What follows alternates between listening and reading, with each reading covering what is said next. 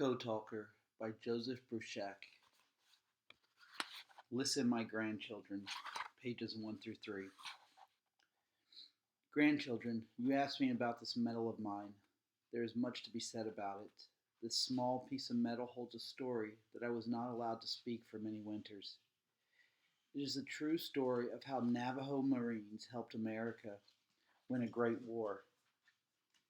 There is much that I must remember to speak for this medal, to tell its story as it should be told. I must remember not only the great secret with which I was trusted, but also all that happened to me and those like me. That is a lot, but I think that I can do it well enough.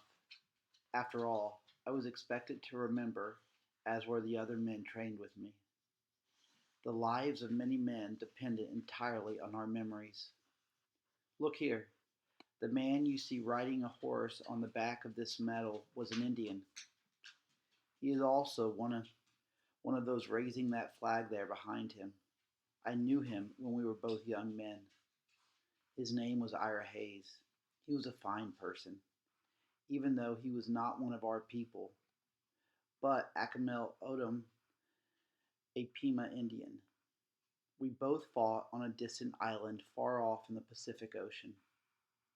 There was smoke all around us from the exploding shells, the snapping sound of Japanese .25 caliber rifles, the thumping of mortars, and the rattling of machine guns. We could hear the pitiful cries of wounded men, our own Marines, and the enemy soldiers too. It was a terrible battle, but our men were determined as they struggled up that little mountain. On top of it is where Ira was photographed, raising the flag of Nahima.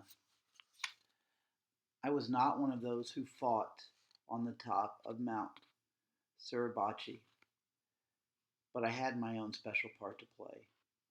I helped send the message about our success, about the brave deeds so many Marines did that day for Nahima.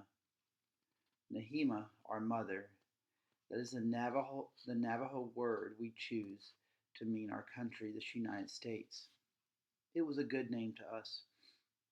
When we Indians fought on those far-off islands, we always kept the thought in our minds that we were defending our mother, the sacred land that sustains us. Nahima is only one of the Navajo words we chose for places with Bilagana names. South America became Nahima, our mother to the south. Alaska we called Bihai with winter. Because we knew that Britain is an island, we gave it the name of Tuta, surrounded by water. When we did not know much about a place, we described something about the people there. So we named Germany Bish Bikahahi, Iron Hat, and Japan was Bina Adalat Ozi, Slant-Eyed. Sometimes we didn't know much about either the country or the people there, but that did not stop us. We used our sense of humor and played with the English.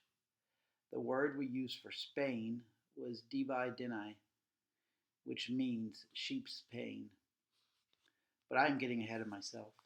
I have not even explained to you yet why we made up such names. I have not told you why being able to speak our Navajo language, the same Navajo language they tried to beat out of me when I was a child, was so important during World War II.